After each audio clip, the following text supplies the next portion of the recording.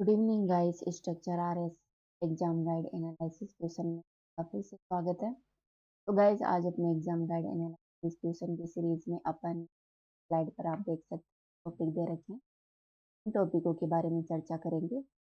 जैसे पिनाका सशस्त्र प्रणाली है, डीआरडीओ इंटरनेशनल एनर्जी एजेंसी, साथ ही संपीड़ित बायोगैस है। इन टॉपिकों के बारे में भी यहाँ पर चर्चा की। तो आज का पहला क्वेश्चन, हाल ही में किस मंत्रालय ने महत्वपूर्ण खनिजों के क्षेत्र में सहयोग बढ़ाने के लिए अंतर्राष्ट्रीय ऊर्जा एजेंसी के साथ समझौता? दोस्तों, खनिज उत्पादन को आगे बढ़ावा देने के लिए, आगे बढ़ाने के लिए जो इंटरनेशनल एनर्जी एजेंसी है, इसके साथ हाल ही में, तो ये आप ऑप्शन देख के बता सकते हैं कि कौन सी मिनिस्ट्री होगी जिसने इसके साथ समझौता किया। आपके पास ऑप्शन है खान मंत्रालय, पृथ्वी विज्ञान मंत्रालय, पेट्रोलियम और प्राकृतिक गैस मंत्रालय, विज्ञान और प्रौद्योगिकी मंत्रालय। तो इसमें बात हो रही है खनिजों के बारे में। तो कौन सी मिनिस्ट्री होगी?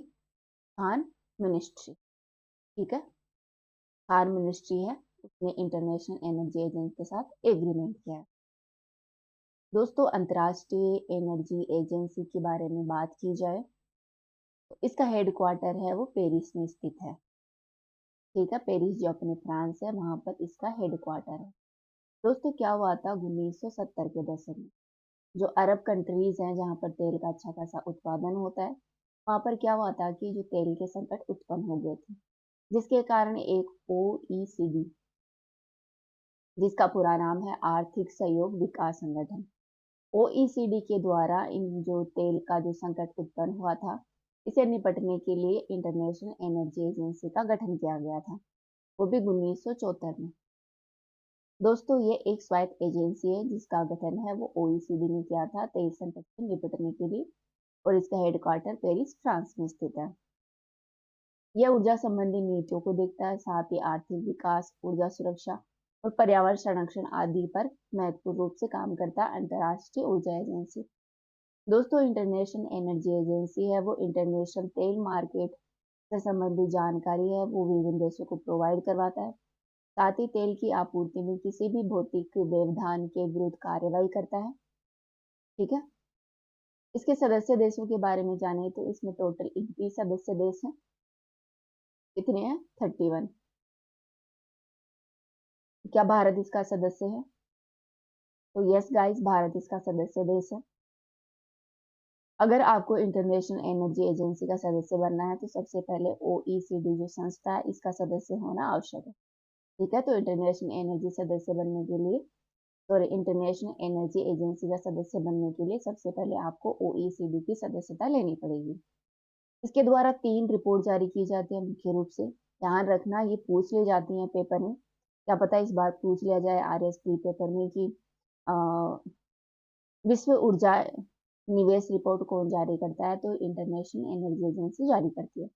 इसके अलावा world energy outlook report, India energy outlook report है वो आईईए के द्वारा जारी की जाती है। ठीक है, अपना नेक्स्ट क्वेश्चन है,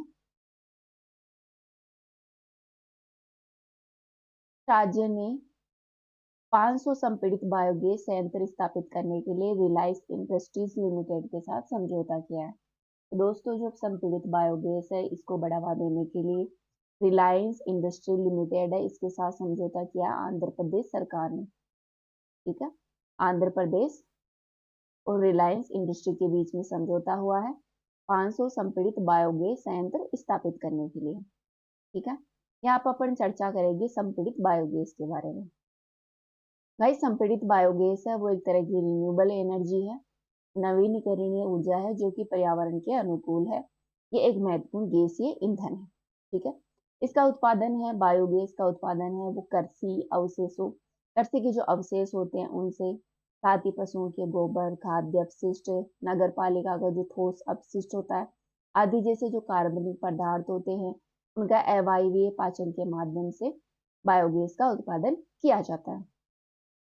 इस बायोगैस में मुख्य रूप से methane, CH4, carbon dioxide CO2, hydrogen sulphide के अंश होते हैं, साथ ही इसमें नमी भी मौजूद होती है। दोस्तों बायोगैस में सर्वाधिक मात्रा में CH4 होता है, सिर्फ मीथेन होता है जो कि लगभग 90% के आसपास होता है। बायोगैस को संपीड़ित बायोगैस में कन्वर्ट करने के लिए इसमें जो उपस्थित कार्बन डाइऑक्साइड, हाइड्रोजन सल्फाइड और इसमें जो नमी होती है, इन आदि अशुद्धियों को दूर करने के लिए इसका शुद्धिकरण किया जाता है।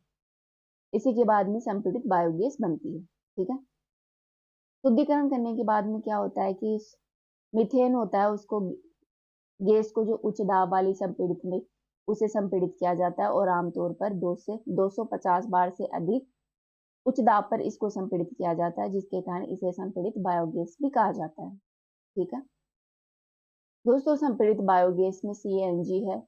CNG जो अपनी संपीड़ित प्राकृतिक गैस होती है उसके समान कैलोरीमान होता है और उसी के समान गुण होता है और ये ग्रीन रिन्यूएबल ईंधन है।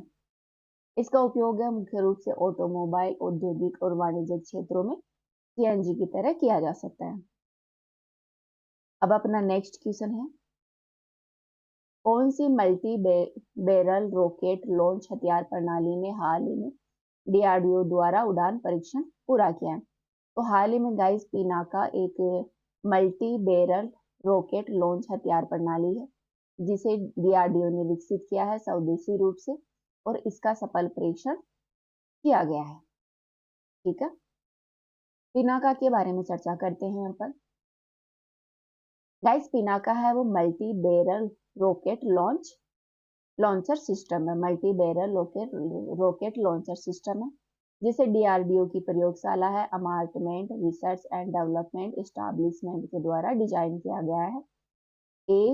ARDE के द्वारा इसे डिजाइन किया गया। पिनाका है, इसका नाम है भगवान शिव के धनुष है उसके ऊपर रखा गया है, जो कि एक उच्च परिशुद्धता वाला रॉकेट सिस्टम है।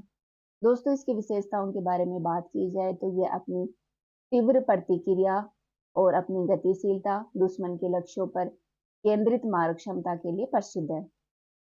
पिनाका 1 का जो संस्करण था मार्क 1, जिसे मार्क 1 कहा जाता था, जिसकी मारक क्षमता 40 किलोमीटर थी। ठीक है, वहीं पिनाका सेकंड जो मार्क 2 है, इसकी मारक क्षमता है वो 70 से 80 की हुई है और इसका जो नया अपडेट वर्जन आएगा उसकी बात की जा रही है कि 120 से 300 किलोमीटर तक की इसकी रेंज होनी चाहिए, मारक क्षमता होनी चाहिए।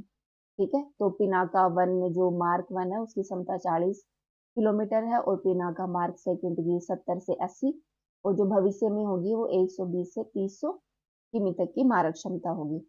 तो ये अपन ने जाना पिनाका शस्त्र प्रणाली जो कि multi barrel rocket launcher system है। दोस्तों यहाँ पर DRDO ने इसे विकसित किया है तो अपन DRDO की भी चर्चा कर लेते हैं। DRDO है वो अपने डिफेंस मिनिस्ट्री के तहत आने वाला R&D पर महत्वपूर्ण काम करता है, जो अपने रक्षा मंत्रालय है। रक्षा मंत्रालय के तहत आता है DRDO, जो अनुसंधान और विकास की महत्वपूर्ण शाखा है। दोस्तों इसका उद्देश्य भारत को अत्याधुनिक रक्षा प्रौद्योगिकियों में सशक्त बनाना है। इसके द्वारा विभिन्न रक्षा प्रणालियों का गठन किया गया है और भारत को आत्मनिर्भर बनाने में महत्वपूर्ण योगदान दिया है। DRDO ने मुख्य रूप से अग्नि मिसाइल, पृथ्वी मिसाइल श्रृंखला, हल्के लड़ाकू विमान है Tejas, multi barrel rocket launcher system Pinaka, वायु रक्षा प्रणाली आकाश रडार आदि का इन्होंने निर्माण किया और भारत की जो सैन्य शक्ति है उसको मजबूत करने में प्रयास किया है और इनका विकास है वो स्वदेशी रूप से DRDO के द्वारा किया गया है। दोस्तों DRDO का गठन है वो 1958 में किया गया था 3 संस्थाओं को मिलाकर। 3 संस्थाएं कौन कौन सी है? भारतीय सेना के तकनीकी विकास प्रतिष्ठान, तकनीकी विकास उत्पादन निदेशालय और रक्षा विज्ञान संगठन। इन 3 संस्थाओं को मिलाकर 1958 में DRDO बना था। दोस्तों DRDO है जिसका पूरा नाम है रक्षा अनुसंधान विकास संगठन। ये 50 से अधिक इसका प्रयोगशालाओं का एक नेटवर्क है जो विभिन्न विषयों जैसे कि वैमानिक आयुध, इलेक्ट्रॉनिक्स, लड़ाकू विमान, इंजीनियरिंग प्रणाली आदि को कवर करता है और रक्षा प्रौद्योगिकियों के विकास में गहनता के साथ संलग्न है। ठीक है, तो ये अपन ने चर्चा की DRDO के बारे में। अपना अगला क्वेश्चन है, संगठन ने 2024 के लिए 55 सर्वश्रेष्ठ पर्यटन गांवों के नामों की घोषणा की है। तो दोस्तों हाल ही में राष्ट्रीय विश्व पर्यटन संगठन है, इसने 2024 के 55 सर्वश्रेष्ठ गांवों के नामों की घोषणा की है। नेक्स्ट क्वेश्चन है, किस कंपनी ने बेंगलुरु में सेंटर फॉर हाई टेक्नोलॉजी के साथ मिलकर 27वीं एनर्जी टेक्नोलॉजी मीट का आयोजन किया है? तो वो किया है अपने IOCL ने। तो आप ध्यान रखना इसमें कि 27वीं एनर्जी टेक्नोलॉजी मीट का आयोजन कहाँ किया गया?